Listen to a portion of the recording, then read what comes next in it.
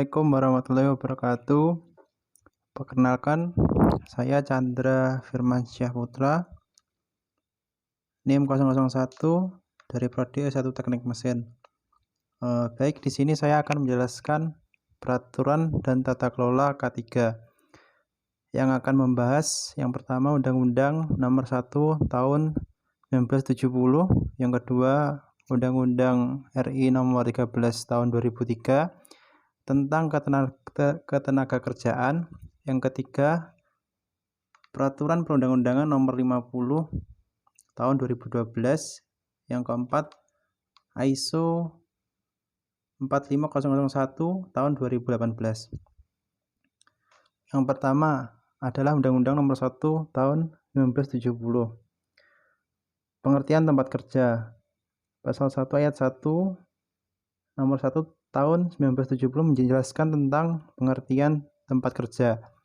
Ialah tiap ruangan atau lapangan tertutup atau terbuka, bergerak atau tetap di mana tenaga kerja bekerja atau yang sering dimasuki tenaga kerja untuk keperluan suatu usaha dan di mana terdapat sumber atau sumber-sumber bahaya. Selanjutnya adalah tujuan. Adapun tujuan dari adanya undang-undang ini sebagai berikut. Yang pertama, agar tenaga kerja ataupun orang lain yang berada di tempat kerja mendapat perlindungan atas keselamatannya dalam melakukan pekerjaan untuk mensejahterakan hidup, meningkatkan produksi, serta produktivitas nasional. Yang kedua, mempergunakan sumber produksi secara aman dan efisien. Yang ketiga, membina norma-norma perlindungan kerja yang sesuai dengan perkembangan masyarakat, industrialisasi, teknik, dan teknologi. Selanjutnya adalah dasar hukum. Ada dua dasar hukum dalam undang-undang ini. Yang pertama yaitu pasal 5, 20, dan 27 Undang-Undang Dasar 1945. Yang kedua ada pasal 9 dan 10 Undang-Undang Nomor 14 Tahun 1969 tentang ketentuan-ketentuan pokok mengenai tenaga kerja. Selanjutnya adalah ruang lingkup. Ruang lingkup dijelaskan pada bab 2 pasal 2 Undang-Undang Nomor 1 Tahun 1970 dengan 3 ayat. Yang intinya adalah yang pertama yang diatur oleh undang-undang ini adalah keselamatan kerja dalam segala tempat, baik di darat, di dalam tanah, di permukaan air, di dalam air maupun di udara. Yang kedua, ketentuan dalam ayat 1 tersebut berlaku dalam tempat kerja di mana a. dibuat, diolah, dipakai, dipergunakan, dan diperdagangkan, diangkut, atau disimpan bahan atau barang yang dapat meledak, mudah terbakar, menggigit, beracun, menimbulkan infeksi, dan bersuhu tinggi. Yang ketiga, dengan peraturan perundang-undangan dapat ditunjuk sebagai tempat kerja, ruang-ruangan atau lapangan-lapangan lainnya yang dapat membahayakan keselamatan kerja atau kesehatan yang bekerja dan atau yang dalam di ruangan atau lapangan itu. Selanjutnya adalah syarat-syarat K3. Syarat-syarat K3 dalam Undang-Undang Nomor 1 Tahun 1970. Ada beberapa hal. Yang pertama, dengan peraturan perundang-undangan ditetapkan syarat-syarat keselamatan kerja. Yang pertama, mencegah dan mengurangi kecelakaan. Yang kedua, mencegah, mengurangi, dan memadamkan kebakaran. Yang keempat, mencegah dan mengurangi bahaya peledakan. Yang kelima, memberikan kesempatan atau jalan menyelamatkan diri pada waktu kebakaran atau kejadian-kejadian lain yang berbahaya. Selanjutnya, memberi pertolongan pada kecelakaan. Yang kedua, dengan peraturan perundang-undangan dapat dirubah perincian seperti tersebut dalam ayat 1, sesuai dengan perkembangan ilmu pengetahuan, teknik, dan teknologi. Selanjutnya adalah pengawasan K3. Pengawasan K3 pada Undang-Undang Nomor 1 Tahun 1970 dijelaskan pada bab 4 pasal 5, 6, 7, dan 8. Pasal 5 membahas tentang wewenang dan kewajiban direktur, pegawai pengawas, dan ahli keselamatan kerja. Pasal 6 membahas yang pertama, barang siapa tidak menerima keputusan direktur dapat mengajukan permohonan banding. Yang kedua, tata cara permohonan banding, susunan panitia banding, tugas panitia banding, dan lain-lain. Yang ketiga, keputusan panitia banding tidak dapat dibanding lagi. Pasal 7 membahas tentang pengawasan. Berdasarkan undang-undang ini, pengusaha harus membayar retribusi untuk ketentuan-ketentuan yang akan diatur dengan peraturan perundang-undangan. Pasal 8 membahas tentang pengurus. Yang pertama, pengurus diwajibkan memeriksakan kesehatan badan, kondisi mental, dan kemampuan fisik. Yang kedua, pengurus diwajibkan memeriksakan semua tenaga kerja yang berada di bawah pimpinannya. Yang ketiga, pembahasan selanjutnya, norma-norma mengenai pengujian keselamatan ditetapkan dengan peraturan perundang-undangan. Selanjutnya adalah pembinaan K3.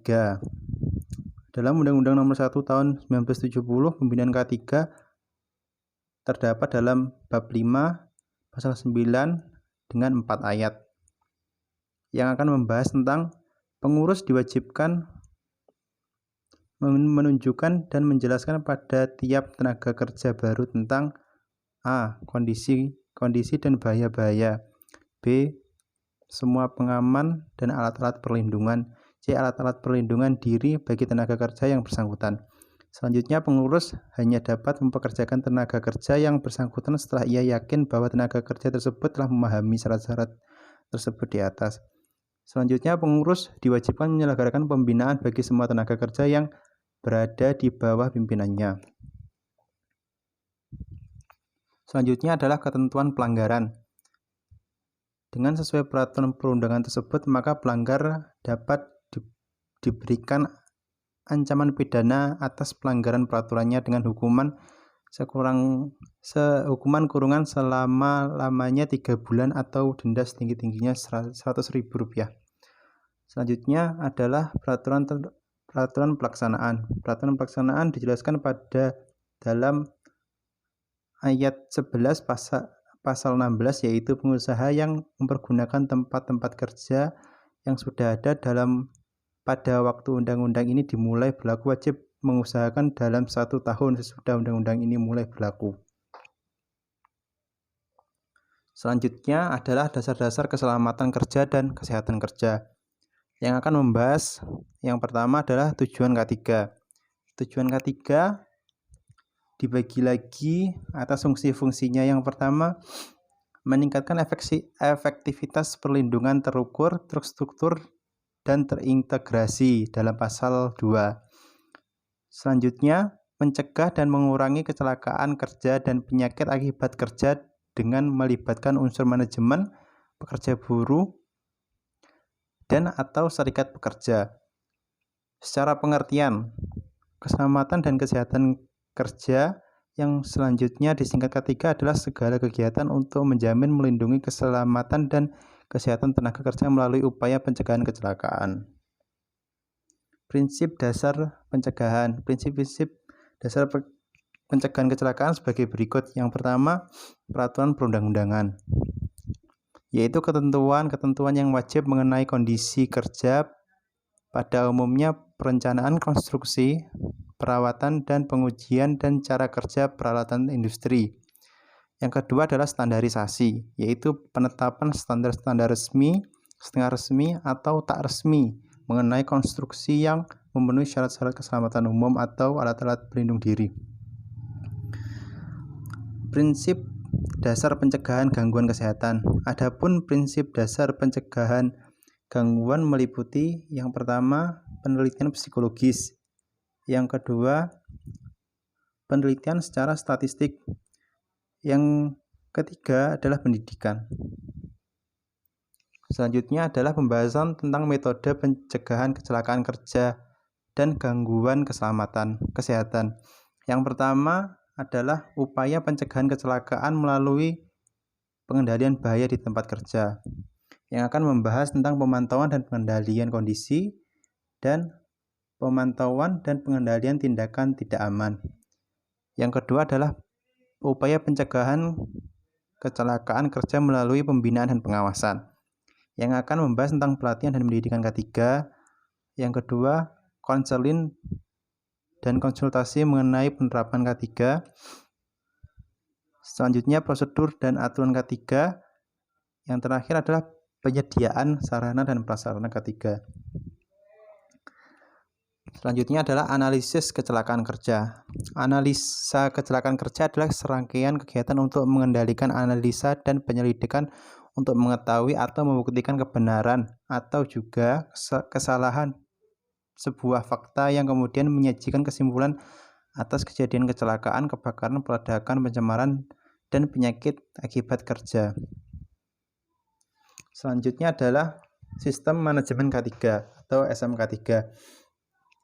Yang akan membahas yang pertama adalah kebijakan K3. Kebijakan K3 ditetapkan oleh pengusaha dengan paling sedikit memuat visi, tujuan perusahaan, komitmen dan tekad.